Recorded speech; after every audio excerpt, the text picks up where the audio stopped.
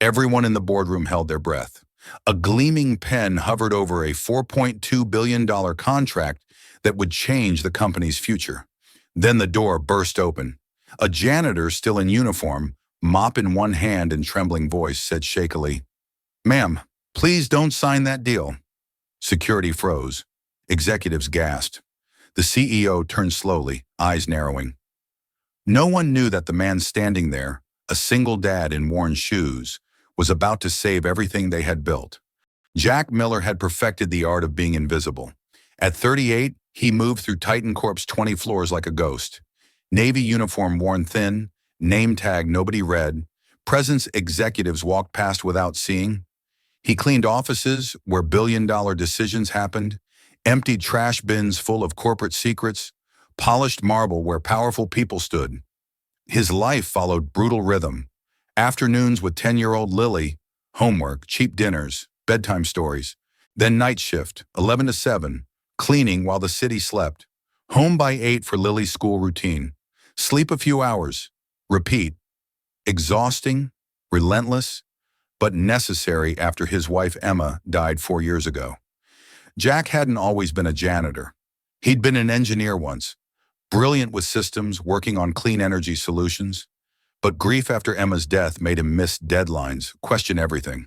A corrupt supervisor fired him on false reviews, stole his designs, erased his name from patents worth millions. The legal battle cost everything: savings, house, reputation. When Jack finally proved the theft, his employer had declared bankruptcy. Patents were tied up in litigation. Jack was vindicated but broke, desperate for any work letting him care for Lily. Janitorial work offered flexibility. Night shifts meant Lily never woke alone. Pay barely covered rent and groceries, but it was honest work letting Jack be the father Lily needed. What nobody at Titan Corp knew, Jack's engineering mind never stopped analyzing. Years of system design trained him to see patterns, spot inefficiencies, understand complex architectures most people couldn't parse.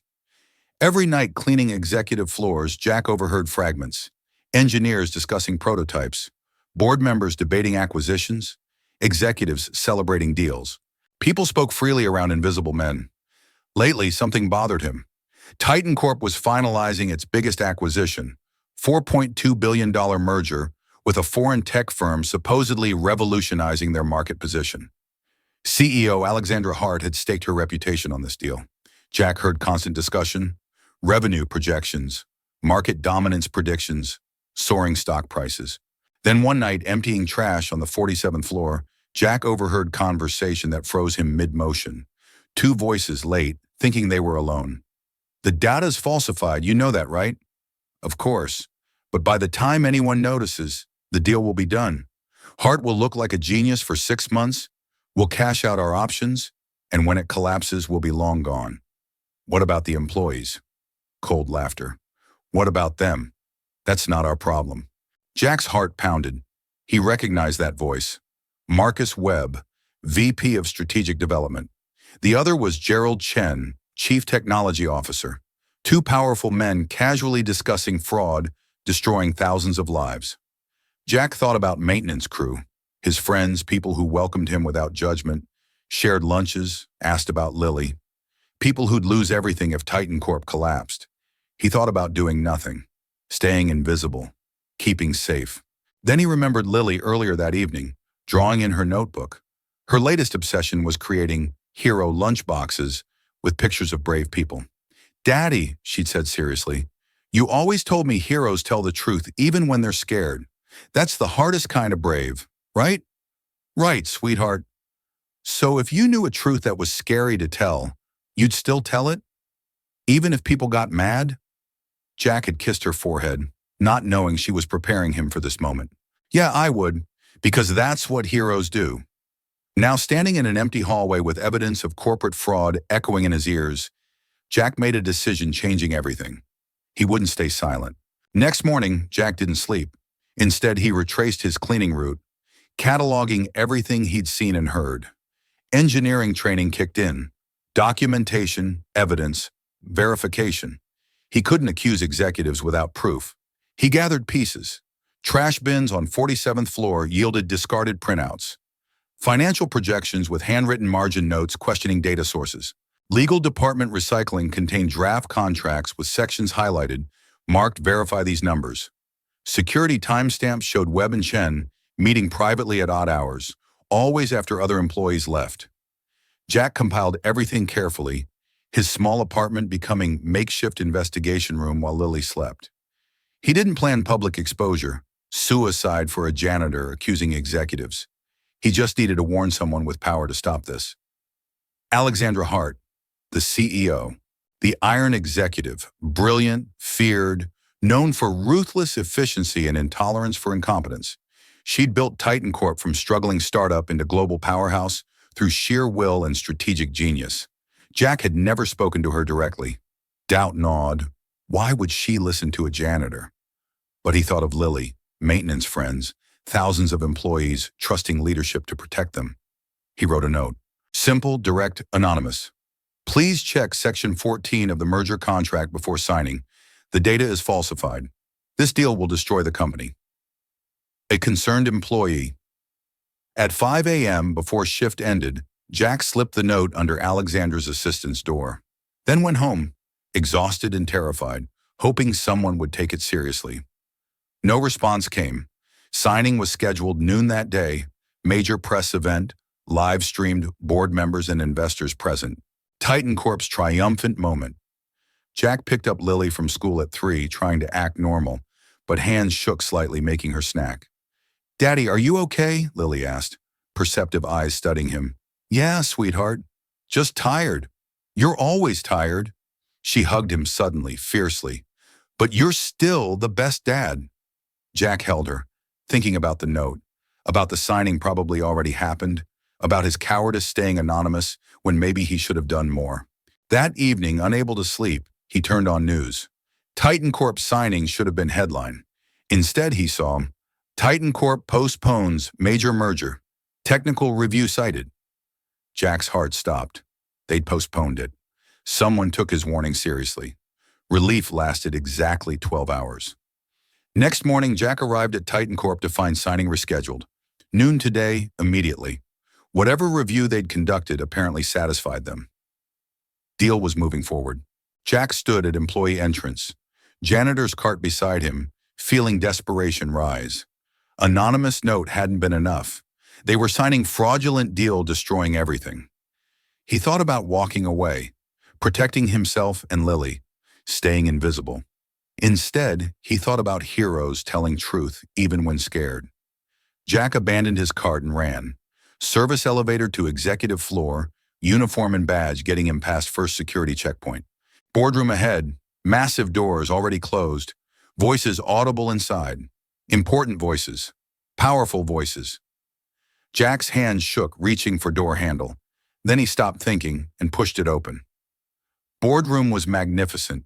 Floor-to-ceiling windows overlooking city, marble table probably costing more than Jack's annual salary, 20 people in expensive suits frozen in surprise. At the head sat Alexandra Hart, pen literally hovering over contract, about to sign. "Ma'am," Jack said, voice shakier than intended, "please don't sign that deal." Silence, absolute shock silence. Security moved immediately, 2 men in dark suits advancing, but Alexandra raised one hand, stopping them. Her eyes, sharp, analytical, missing nothing, studied Jack with intensity, making him want to flee. "Who are you?" Her voice was precise, controlled, giving nothing away. "Jack Miller, night janitor. I clean the floors you work on." He was trembling but forced himself to continue. "I left you a note yesterday about Section 14, about the falsified data. That note was anonymous." "Yes, ma'am, because I was scared. I'm still scared. But this deal, it's going to destroy Titan Corp. It's going to destroy thousands of jobs. And I can't just clean floors and pretend I don't know." An executive Jack recognized as Marcus Webb stood up, face flushed with anger. "This is absurd. Alexandra, have security remove this man immediately. He's clearly delusional." "Sit down, Marcus." Alexandra's voice was ice. She hadn't taken eyes off Jack. "You said falsified data. Explain." Jack took a breath, pulled folded paper from his pocket. handwritten summary of everything he'd found, and held it out with shaking hands. I overheard Webb and Chen 2 nights ago. They were laughing about how the numbers are fake, how they'll cash out before merger collapses, how they don't care about employees who'll lose everything. That's slander, Webb shouted. You can't possibly. I can. Jack's voice grew steadier, engineer emerging. Because I've been emptying your trash for 6 months, Mr. Webb, and I've seen real projections you throw away, emails you print and discard without shredding, notes you write in margins, then tear up. I know where your office recycling goes, and I know what you thought nobody would ever see. Alexandra took paper from Jack's hand, scanning quickly. Her expression didn't change, but something in her posture shifted, from performance to genuine attention. These are serious accusations. Yes, ma'am. If you're lying, you'll be fired and possibly prosecuted. I know, but I'm not lying. And if you're right, several people in this room will be fired and definitely prosecuted. Jack nodded, feeling sweat running down his back despite perfect climate control. Alexandra stood, contract still unsigned before her. Everyone out, now. Board members, executives, legal team, everyone except Mr. Miller. We'll reconvene when I decide we're ready. Alexandra, you can't seriously be, Webb started. Out, now. Or I'll have security remove you, Marcus.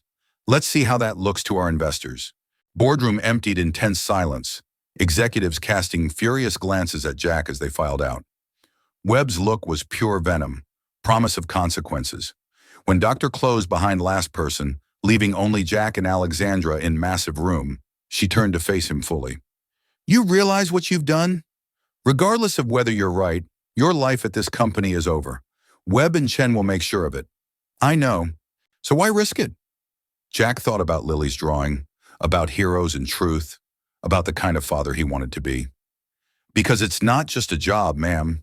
You're about to sign away futures of people who don't even know they're about to lose everything. People who welcomed me when I had nothing. People who deserve better than to be collateral damage in someone else's fraud. Alexandra was quiet for a long moment, studying him with analytical gaze. Then she picked up phone, pressed button, said crisply, Cancel the signing. Tell press technical difficulties. And get me head of internal auditing. Now. She hung up and looked at Jack. I'm going to verify every single thing in your report. If you're wrong, you're finished. If you're right, she paused, something almost like respect flickering across her face. If you're right, you've just saved this company. I'm right, Jack said quietly. We'll see. Go home, Mr. Miller. I'll contact you when I know more. Jack walked out of boardroom on unsteady legs, past confused executives, through lobby, into morning sun. He'd done it. He'd told truth, and now he'd have to live with whatever consequences that truth brought. Alexandra Hart didn't sleep that night. She assembled auditor teams she personally trusted.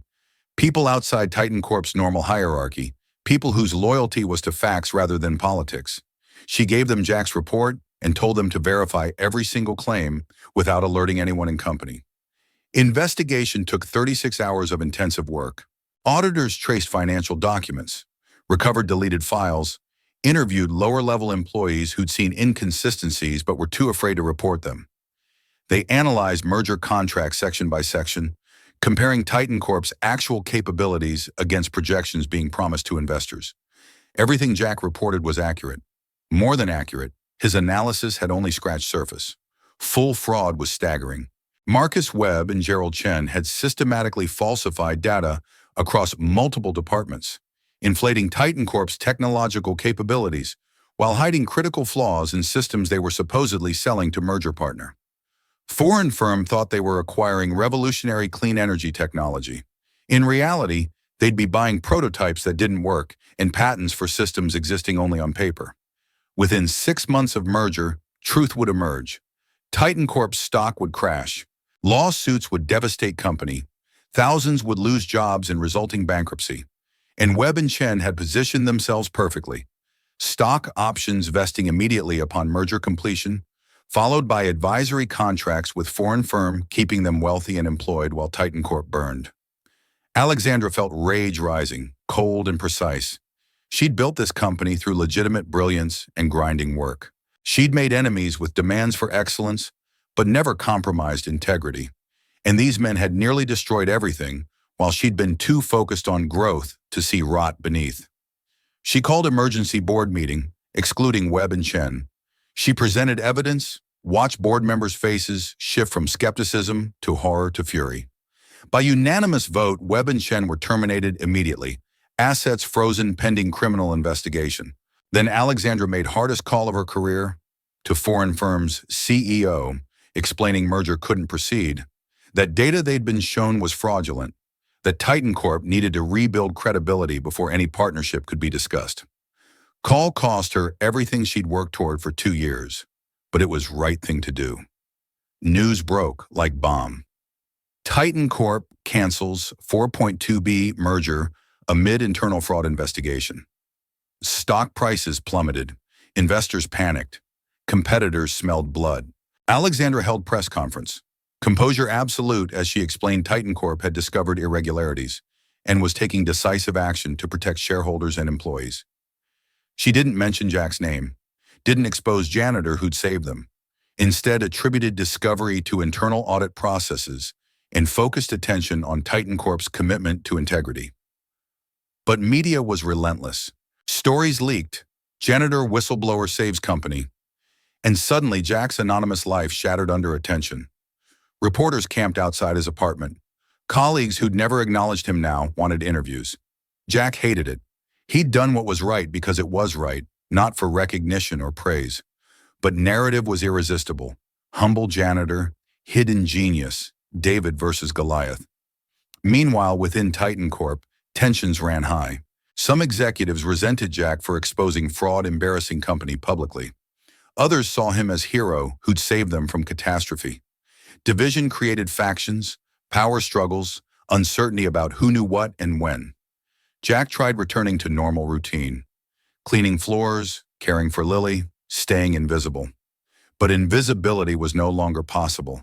Co-workers treated him differently, with either admiration or suspicion. His supervisor didn't know how to manage someone who'd just stopped billion-dollar deal.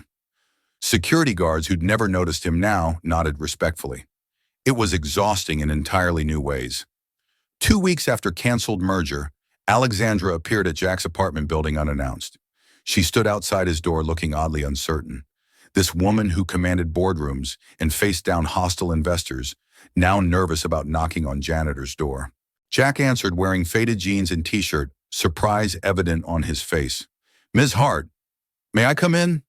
Apartment was small, clean, filled with evidence of life lived on tight budget. Secondhand furniture, Lily's artwork covering one wall, textbooks stacked by worn couch where Jack presumably studied while his daughter slept. Lily appeared from her bedroom, eyes wide. "Daddy, who's—" "This is Ms. Hart. She's my boss." "Lily, can you give us a few minutes?" "Okay." Lily retreated but left door open slightly, curiosity evident. Alexandra and Jack sat in small living room. Finally, Alexandra said, "You were right about everything. Webb and Chen were orchestrating massive fraud. If that deal had gone through, Titan Corp would have collapsed within a year." "I'm glad you listened." "I almost didn't. Do you know how close I came to signing that contract? 5 seconds. You burst through that door with maybe 5 seconds to spare." She shook her head. "I owe you explanation. Your note made me nervous. So I had legal review section 14 specifically. They assured me everything was fine. Said your concerns were probably from someone who didn't understand complex financial structures. But they were wrong. They were complicit. 2 of our senior lawyers were involved in fraud. We've terminated them as well." Alexandra's voice went hard. "Your warning should have saved us immediately. Instead, it nearly got buried by very people who were part of problem." Jack absorbed this quietly. "That's why you postponed but then rescheduled so fast." "Yes, and I was wrong to trust blindly." She paused. "I did research on you, Jack. You were an engineer, a good one. Your name used to be on patents for clean energy systems that Titan Corp currently uses." Jack's expression closed off slightly. "That was long time ago. Your supervisor stole your work, fired you on false pretenses. By time you proved theft, company had dissolved, and your designs were tied up in bankruptcy court." Alexandra leaned forward. "Jack, those patents? Titan Corp acquired them 3 years ago when we bought that bankrupt firm's assets. Your designs are literally foundation of our clean energy division." Silence stretched. Jack's voice when it came was rough with old pain. "I know. I recognized them when I started working here. My work, my designs, making Titan Corp billions while I clean floors. It's theft, and it's wrong." Alexandra pulled out folder, setting it on coffee table. "This is contract. It reinstates you as original designer of those patents, with full credit and compensation for every cent Titan Corp has earned from your work. Back pay, royalties, everything you should have been paid." Jack stared at folder. "I don't understand." "I'm making it right, or as right as I can, years too late." She paused. "I'm also offering you position, not as janitor, as senior consultant on ethics and operations. Someone who can look at our systems with fresh eyes and tell me when something's wrong, before it becomes catastrophic. Ms. Hart, I'm not qualified. You saved this company when my entire executive team either failed to see problem or actively participated in creating it. You're most qualified person I know." She stood. "Think about it. Patent settlement is yours regardless. I'll have my assistant contact you." At door, she turned back. "Why did you come to that boardroom, really? You could have sent another anonymous note. Protected yourself. Why risk everything?" Jack glanced toward Lily's room. "My daughter draws heroes in her notebooks. People who tell truth when it's scary. I want to be kind of father who deserves to be in those drawings." Alexandra felt unexpected emotion cracking through careful composure. "You already are, Jack. You already are." After she left, Lily burst from her room. "Daddy, what happened?" Jack picked her up, spinning her despite protests that she was too old. She said sometimes people who seem invisible are actually most important, and that telling truth, even when it's scary, matters. "Like a hero?" "Yeah, sweetheart. Like a hero." That night, Jack looked at contract Alexandra had left, financial terms that would change his and Lily's lives forever. He thought about accepting, about returning to engineering, about finally having security. He thought about staying janitor, about safety and invisibility. Then he looked at Lily's latest drawing, man in janitor's uniform standing in front of big door, labeled "My Daddy the Hero." Jack signed contract. Transformation didn't happen overnight. Jack's return to engineering after 4 years of janitorial work required relearning skills, catching up on advances, rebuilding confidence that betrayal and poverty had destroyed. But Alexandra gave him time, resources, and most importantly, trust. His new position, senior consultant for operational integrity, confused people initially. Jack spent first month simply observing, moving through Titan Corp's departments with same invisibility he'd cultivated as janitor, but now with authority to ask questions and demand answers. He found inefficiencies everywhere. Not fraud necessarily, but systems designed by people too important to understand how their decisions affected workers on ground. Procurement processes wasting millions. Communication gaps between departments. Policies looking good on paper, but creating impossible burdens for actual employees. Jack fixed things, quietly, methodically, with same attention to detail he'd brought to cleaning floors. He proposed changes saving money while making work more humane. He identified bottlenecks executives had been too removed to notice. He became bridge between Titan Corp's leadership and workforce, understanding both worlds because he'd lived in both. Patent settlement changed everything for Jack and Lily. They moved to better apartment, not extravagant, but safe, with Lily's own room decorated however she wanted. Jack paid off debts that had crushed him for years. He opened college fund. Most importantly, he stopped living in constant survival mode. But best change was intangible. Jack could look his daughter in the eye and know he'd stood up for what was right, that he'd told truth when it mattered, that he'd been hero she'd drawn in her notebooks. Alexandra couldn't stop thinking about Jack's transformation, or rather his restoration to who he'd always been beneath janitor's uniform. She found herself visiting his office more than necessary, ostensibly to discuss operational issues, but really to understand this man who'd saved her company by refusing to stay silent. One evening, she arrived to find Jack teaching Lily to solder circuits, both of them bent over workbench he'd installed in corner of his office. She wanted to help, Jack explained, smiling as Lily carefully joined 2 wires under his guidance. Looks like she already has, Alexandra replied, watching them work together with ease born of deep affection. She'd built empire but had no family, no children, nothing outside Titan Corp's endless demands. Looking at Jack and Lily, Alexandra felt strange longing for something she'd never prioritized, connection transcending professional achievement. Later, after Lily had left with her prototype, Alexandra lingered. "You've changed this company," she said abruptly, "in ways that go beyond stopping merger." Jack looked surprised. "I'm just trying to make things work better." "You're doing more than that. You're reminding people why we're here, not just to make money, but to build things that matter, to treat people with dignity, to lead with integrity instead of just efficiency. That's what you do." "No." Alexandra shook her head. "I was so focused on growth, on beating competitors, on proving Titan Corp belonged among industry giants, that I forgot to look at what we were actually building." "You reminded me." Comfortable silence settled between them. Finally, Jack asked, "Why did you really come here tonight?" "To see if what I'm thinking of doing is completely insane." "What are you thinking?" Alexandra pulled out tablet, showing him designs. Titan Corp's launching new division. Affordable clean energy technology. Not for corporations or governments, but for communities that can't afford current systems. Rural areas, developing regions, places where access to reliable energy could change everything. Jack studied designs, recognition dawning. "These are based on my original prototypes." "Yes, but refined, scaled for mass production, priced for accessibility. Your engineering brilliance combined with Titan Corp's resources?" She paused. "I want you to head project. Turn your stolen work into something that actually helps people instead of just generating profit."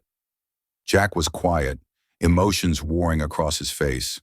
Old pain, new hope, profound irony of reclaiming stolen designs to fulfill their original purpose. "Why this project?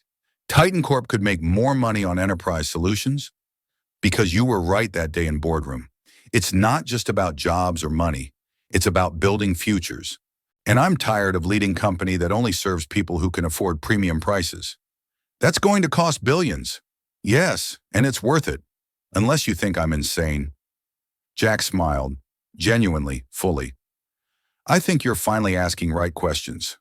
They worked late into night, sketching plans, debating approaches, building something meaningful.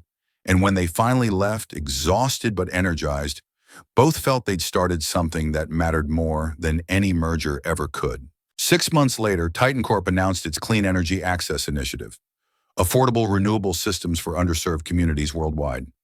Jack led engineering team.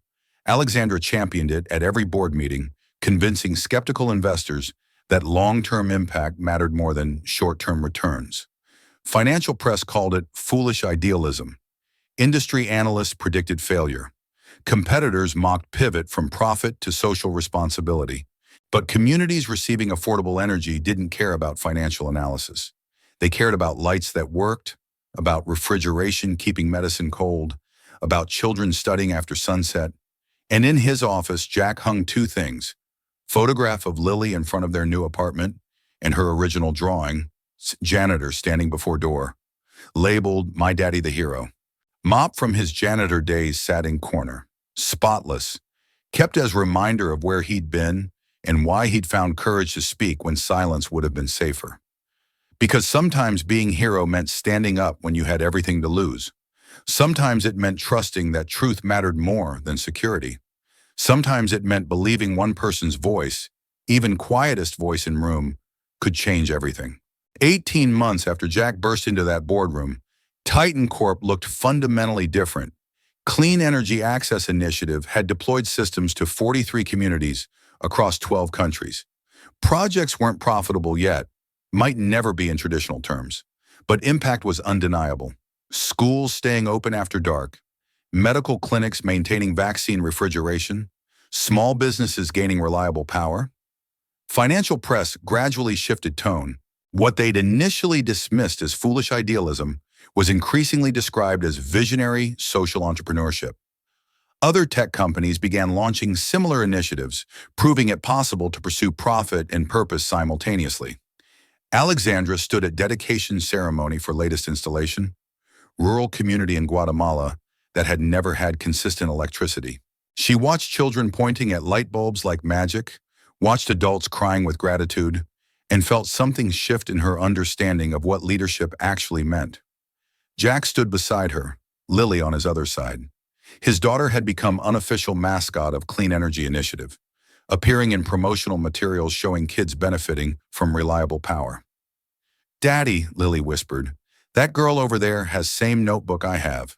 Should I go show her drawings?" "That would be kind, sweetheart."